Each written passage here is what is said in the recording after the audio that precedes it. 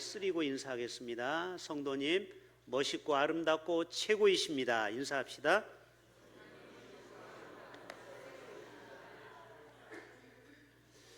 이번에도 3일 연휴로 많은 사람들이 외국으로 나갔습니다. 여러분들은 돈이 없어서 교회 왔죠. 아무튼 너무너무 하나님이 귀하게 보실 것 같아요. 오늘 유가족이 오시기로 했는데 안 오셔가지고 제 마음이 너무너무 아픕니다. 오늘 오셔서 말씀을 듣고 등록도 시키려고 했는데 무슨 일인지 잠깐 왔다가 바쁘다고 가버렸대요. 참 이 목회자가 기대를 어마어마하게 많이 했는데 또 이렇게 안 오시면요 제 마음이 얼마나 무너지는지 몰라요. 여러분 100마리 양이 있지만 한 마리가 안 왔을 때, 길을 잃었을 때 목자는 찾아 나서는 그 심정이 아버지의 마음이시죠.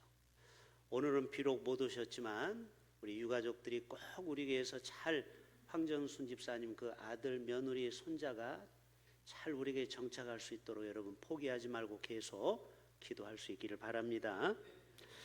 어제 정부에서는 106주년 3.1절 기념식을 했습니다. 지금은 대통령이 없기 때문에 대통령 대행 권한이 어제 연설도 하고, 그래서 제가 잠깐 행사를 쭉 보면서 주제가 제 마음을 울렸어요. 그 주제가 뭔지 아세요? 그날의 하나됨 외침. 우리 3.1절은 모두가 다 대한민국 만세를 외쳤죠. 다른 소리가 안 나왔어요. 그런데 오늘날은 두 군데에서 다른 소리가 나오고 있어요. 그래서 주제를 기가 막히게 정한 거예요. 그날의 하나됨 외침, 오늘의 하나된 대한민국. 멋지죠? 우리 대한민국이 하나가 돼야 될 줄로 믿습니다. 여러분 세계사 속에 36년 이렇게 식민지를 받은 나라가 지금 광복 80주년이 올해고, 선교사님이 이 땅에 복음의 씨앗을 뿌린 지 140년이 되었고 3.1절이 106주년이 되는 때예요. 그런데 일제 노예로 살았던 우리나라가 80년이 지나면서 역전이 됐어요. 일본보다 대한민국이 더 잘 사는 나라가 됐어요. 자, 2023년 경제 지표 GDP 보여줘 보세요.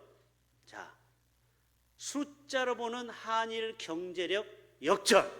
하나님은 역전의 하나님이에요. 한국 1인당 GNP가 3만 5천 불 정도 되고 일본이 3만 2천 불로 떨어졌어요. 여러분 이 수치가 무엇을 말하는 겁니까? 80년 동안 이 대한민국은 교회 가서 하나님의 나라와 그리고 이 나라가 잘 되도록 얼마나 새벽을 깨우며 우리가 눈물로 기도했습니까? 그 결과 오벳 에돔의 복을 받은 거예요. 좀 이따 얘기했지만 오벳 에벳은 그 법궤를 3개월 동안 품고 하나님의 임재가 임했더니 이 가정이 온 가정이 복을 받았더라. 우리 모두가 성경책을 끼고 검은 두루마리를 입고 고무신을 신고 평양에 많은 사람들이 교회로 처음에는 평양이 더 부흥의 근원지가 되었죠. 그리고 6.25가 터지고 이 남한 땅에 많은 사람들이 피난민이 와서 이 대한민국의 복음의 씨앗이 뿌려져서 천만의 크리스찬이 되었고, 또 하나님께서 80년 만에 위대한 한강의 기적을 허락해 주신 것은 바로 우리 믿음의 선배들의 눈물의 기도가 이 나라를 이처럼 일본과 경제적으로 역전시키는 사건이 일어나게 된 줄로 믿습니다. 특별히 이번 충계 대신방을 앞두고 제가 이 본문을 묵상하게 된 것입니다. 지금은 많은 사람들이 신방 오는 것을 귀찮아합니다. 그래서 저희도 강제로 안 갑니다. 원하는 집만 갈 거예요. 그런데 정말 오벳에돔처럼 정말 성막을 3개월 동안 그 성막이 머무르는 동안 하나님께서 오벳에돔의 가정에 놀라운 은혜를 베푸는 것을 보게 됩니다. 여러분, 토미 테니 목사님이 하나님 당신을 갈망합니다, 이 책을 제가 여러 번 소개를 한 적이 있어요. 우리가 예배 시간에 하나님을 사모하고 갈망하고, 또 우리가 새벽과 저녁에 또 모든 공예배에 하나님을 갈망하고 사모하면 하나님이 우리를 만나주시고, 또 하나님의 임재가 임하면은요 반드시 우리의 문제가 해결되고, 또 하나님의 은혜와 복이 그 공동체에 임하게 되는 줄로 믿습니다. 바로 오벳 에돔의 복이 임하는 것입니다. 다윗은요 참 멋진 남자예요. 성경의 인물 3,000명 중에 이스라엘 백성들한테 물어봤어요. 앙케이트로 누구를 제일 존경하느냐. 자, 여러분에게 물어볼게요. 대한민국의 많은 인물 중에 누구를 여러분은 제일 존경합니까? 아니, 우리나라 위인전 읽어보셨잖아요. 세종, 에? 뭐라고요? 자, 아무튼 뭐 이순신 장군, 세종대왕, 뭐 강감창 장군, 또 뭐 우리나라의 최초로 목화실을 가지고 온 문익점, 또 이 추사체를 잘 썼던 또 한석봉, 뭐 여러 가지가 있겠죠.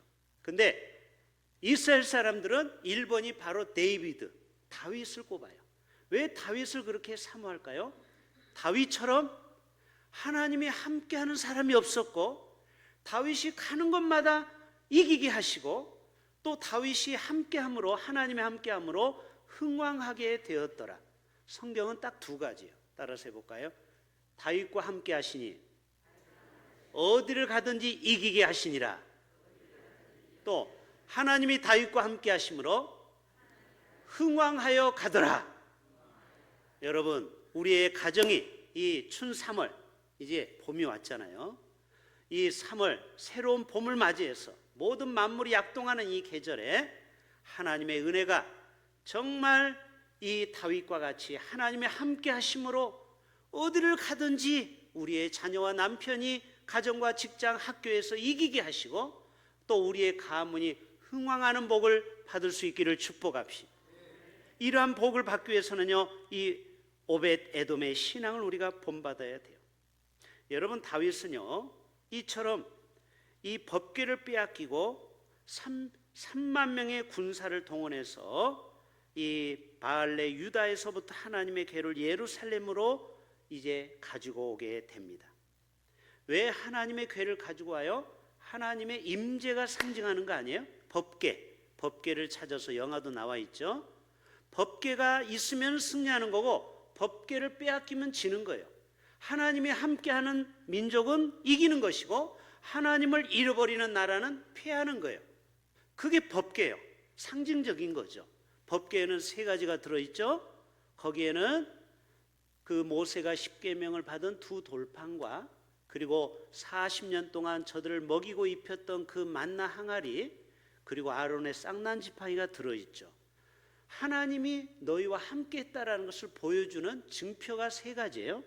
그래서 그거를 넣어가지고 법궤 뚜껑을 닫고 그거를 항상 텐트를 가지고 이동할 때마다 가지고 다니는 거예요. 옛날에는 성전이 없었죠. 옛날에는 다 텐트를 가지고 이동했어요. 목축 시대에. 그래서 이 다윗이 법궤를 전쟁통에 잊어버렸기 때문에 다시 되찾아 오려고 하는 것입니다. 그런데 그 법궤가 오는 중에 여러 가지 어려움을 갖게 돼요. 여러분, 이 무디라는 선생은 이런 얘기했어요. 하나님은 지식이 있고 열정이 없는 사람보다는 지식이 없어도 열정이 있는 사람을 쓰신다. 여러분, 베드로는 비록 정말 물고기를 잡는 평범한 배움이 짧은 베드로지만 그 마음에 하나님을 향한 그 사모함과 하늘나라에 대한 사모함과 열정이 뜨거워서 결국 하나님은 베드로를 위대한 사도로 쓰시는 것을 보게 됩니다. 여러분, 우리가 이 땅에서 신앙생활하고 교회를 섬기고 하나님을 예배할 때는 분명한 목적과 동기가 있는데, 바로 하나님의 영광을 위해서 살아가는 삶이 바로 다윗의 삶이요, 오벳 에돔의 삶이요, 우리의 삶이 돼야 될 줄로 믿습니다. 자, 고린도전서 10장 한번 띄워줘 보세요. 그런즉 너희가 먹든지 마시든지 무엇을 하든지 다 뭐를 위해서 하라? 자, 여러분이 돈을 벌고 사업을 하고 공부를 하고 연애를 하고 또 자녀를 낳고 또 우리가 무슨 일을 하든지 하나님의 영광을 위해서 하라. 왜 이런 말씀을 우리에게 사도 바울을 통하여 고린도 교회에 주셨을까요? 여러분, 많은 사람은요 일평생 돈만 쫓아갑니다. 재테크를 열심히 해서 아파트를 하나 마련했어요. 그러면 여러분 천국을 경험해야 하잖아요. 그런데 그 안에서 또 마음에 더 많은 욕심이 들어오게 됩니다. 그래서 여러분 돈은 끝이 없어요. 욕심이 끝이 없어요.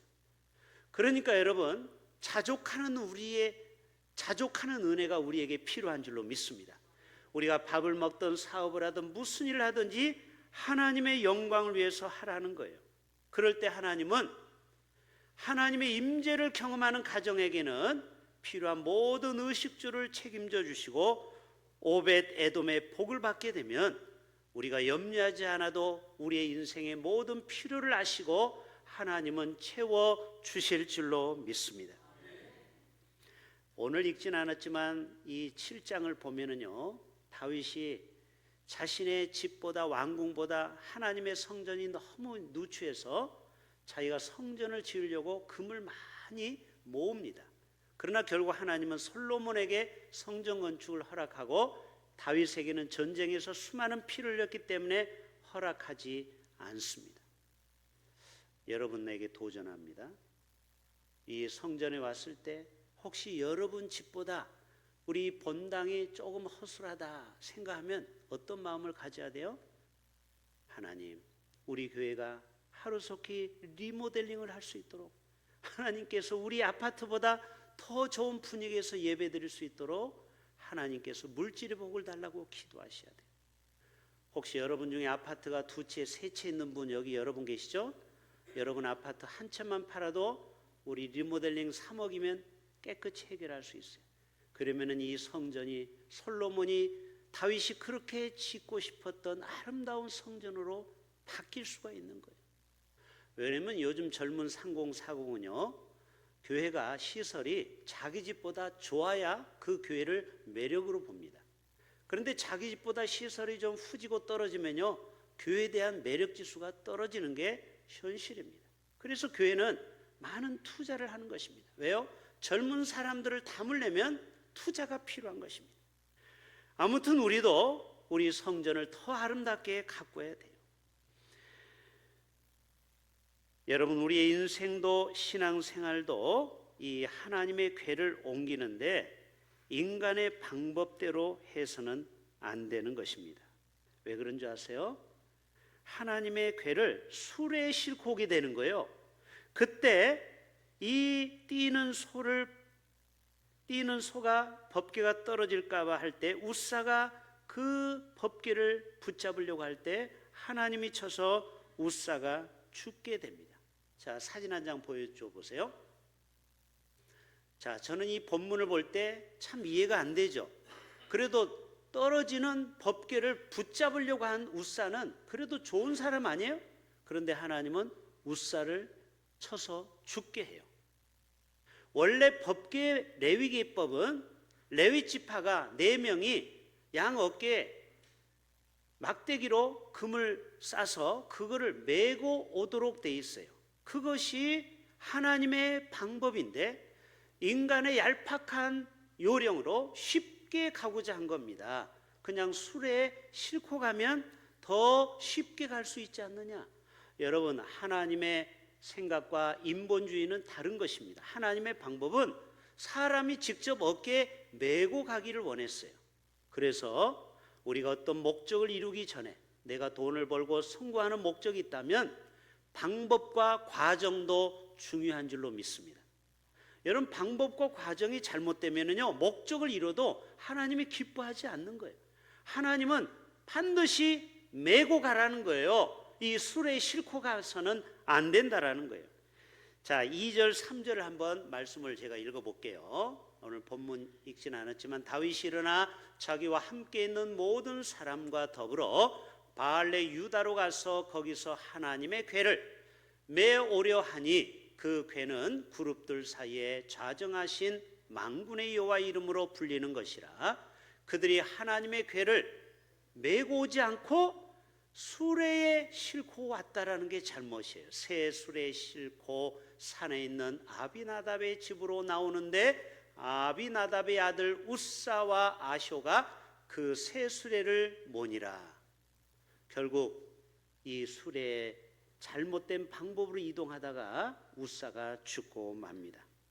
자, 원래 방법은 이 방법이에요. 다음 그림이요. 자, 이렇게 해야 되는 거예요. 앞에서 나팔을 불고 또 레위 지파가 이렇게 4명이서 이 법궤가 약 한 30kg 돼요. 이거를 가지고 메고 가는 것이 하나님의 방법이었는데 저들은 인본주의로 이 법궤를 메고 가다가 하나님의 진노를 받게 됩니다. 여러분, 오늘 또 우리가 오베데돔의 복을 받으려면요, 인간적인 인본주의를 버려야 합니다. 사탄은요, 사람들이 일을 할 때 목적과 동기를 위해서는 수단 방법을 안 가리고 일하기를 원해요. 그러나 하나님은 과정, 프로세스, 과정도 중요하게 본 것입니다. 여러분, 철학자 임마누엘 칸트는요, 목적이 수단을 정당화해서는 안 된다라는 거예요. 모든 일의 동기가 순수하고 그리고 방법도 순수해야 하나님의 복을 받을 수 있다라는 거예요. 지금 애국 운동하는 사람들 중에는요, 돈벌이로 유튜버들이 그런 일을 벌이는 사람도 상당히 많이 있다고 문제를 지적하고 있죠. 순수한 마음으로 애국 운동하면 그걸 뭐라고 하겠습니까? 그런데 동기를 보면 그렇지가 못한 경우가 있다라는 거예요. 그래서 우리는 아무리 목적이 선하더라도 동기가, 그 과정이 하나님 앞에 정당하고 모든 사람이 인정하는 과정이 되어야 한다고 우리에게 말씀하고 있는 것입니다. 그러나 이 오베데돔은요, 정말 사람의 눈치를 보지 않고 이 다윗이 가지고 오다가 사람이 죽는 걸 보고 얼마나 두려움이 있었겠어요. 그런데 오베데돔은 사람의 눈치를 안 보고 자기 집에 모시게 됩니다. 3개월 동안. 그때 하나님은 오베데돔의 집에 3개월 동안 머무르는 동안 그 온 집이 복을 받게 되었다라는 것이 오늘의 내용입니다. 여러분, 우리가 오베데돔의 복을 받으려면요, 3가지를 기억합시다. 첫째는 용기가 필요한 거예요. 사람의 눈치를 받지 않고 오직 하나님에게만 집중하는 오벳에돔을 볼 수가 있었죠. 두 번째로는 인간적인 생각을 버리고 오직 하나님의 뜻만을 찾았어요. 그래서 그 위험 가운데 오벳에돔이 그 법궤를 자기 집에 모셨던 것입니다. 그리고 세 번째, 하나님의 뜻에 적극적으로 동참하고 순종을 결단했다라는 거예요. 그럴 때 하나님은 너는 됐다, 합격이다 하고 오벳에돔의 집에 하나님의 위대한 복을 부어주는 것을 보게 됩니다. 저는 우리 교회 모든 성도들이 정말 인본주의적인 생각을 버리고 하나님을 두려워하고 하나님을 경외하고 그리고 하나님의 뜻만을 쫓아 순종하고 하나님의 나라에 동참함으로 말미암아 이 오벳에돔이 받았던 이러한 위대한 복을 다 받으실 수 있기를 주님의 이름으로 축복합니다. 자, 우리 12절 한번 마무리합시다. 12절 볼까요? 자, 어떤 사람이 다윗 왕에게 아뢰어 이르되 여호와께서 하나님의 궤로 말미암아 오벳에돔의 집과 그의 모든 소유에 복을 주셨다 한지라. 다윗이 가서 하나님의 궤를 기쁨으로 메고 이제는 제대로 정신을 차렸죠. 수레에 실지 않고 이제는 메고 오벳에돔의 집에서 어디로? 다윗성으로 올라갈세. 그래서 결국 다윗 왕이 이 법궤를 자기 집으로, 자기 성전으로 모셔오는 것을 보게 됩니다. 자, 오늘 읽지는 않았지만 그 법궤가 돌아올 때 다윗이 너무 기뻐서 춤을 췄죠. 그럴 때 누가 이것을 보고 업신여겼다고 했었죠? 사울의 딸 미갈이 업신여긴 거예요. 여러분, 예배 드릴 때 우리가 하나님 앞에 손을 들고 춤을 추면서 예배 드리는 것을 사람 눈치 때문에 잘 못해요. 그러나 다윗은 오직 코람데오 정신으로 하나님 앞에 춤을 추고 기뻐했어요. 법궤가 돌아왔을 때. 그래서 하나님은 이 다윗을 귀하게 보신 겁니다. 솔로몬 왕까지 80년의 왕권을 지켜주시죠. 여러분, 다윗이 결국 이렇게 하나님의 축복을 받는데 미갈은 그렇지 못했어요. 하나님의 뜻을 어기게 되었죠. 우리 21절 한번 볼까요? 오늘 본문 21절. 다윗이 미갈에게 이르죠. 이는 여호와 앞에서 내가 춤을 춘 것이다. 자, 자기가 춤을 춘 것은 누구에게 춤을 춘 거라고요? 여호와께 춤을 춘 것이니라. 그가 내 아버지와 그의 온 집을 버리시고 나를 택하사 나를 여호와의 백성 이스라엘의 주권자로 삼으셨으니 내가 여호와 앞에서 뛰놀리라. 자, 우리 모두가 하나님 앞에 면전에서 하나님만 의식하며 살아가는 저와 여러분 되실 수 있기를 축복합니다. 그러나 이 미갈은 안타깝게도 23절에 보면은 어떻게 되어 있어요? 23절 보여줄까요? 사울의 딸 미갈의 죽는 날까지 하나님은 태문을 닫아버렸어요. 그에게 자식이 없으니라. 우리 모두가 이번 충계대 신방을 통하여 하나님의 은혜를 사모한다면 비록 하나님께서 직접 여러분의 집을 신방하지는 않지만 하나님이 세우신 종들을 통하여 여러분의 집을 갈 때마다 하나님의 은혜가 머무르게 되고 또 이 오베데돔에 임했던 복과 은혜가 우리의 모든 가정 가운데 임하게 될 줄로 믿습니다. 신명기 28장 1절이면은 내가 내 하나님 여호와의 말씀을 삼가 듣고 내가 오늘 내게 명령하는 그의 모든 명령을 지켜 행하면 내 하나님 여호와께서 너를 세계 모든 민족 위에 뛰어나게 하실 것이라. 이처럼 하나님을 경외하는 민족과 개인에게는 이러한 위대한 복을 약속해 주셨습니다. 시편 112편 1절 3절 읽고 마칩니다. 할렐루야. 여호와를 경외하며 그의 계명을 크게 즐거워하는 자는 복이 있도다. 그의 후손이 땅에서 강성하며 정직한 자들의 후손에게 복이 있으리로다. 부와 재물이 그의 집에 있으며 그의 공의가 영구히 서 있으리로다.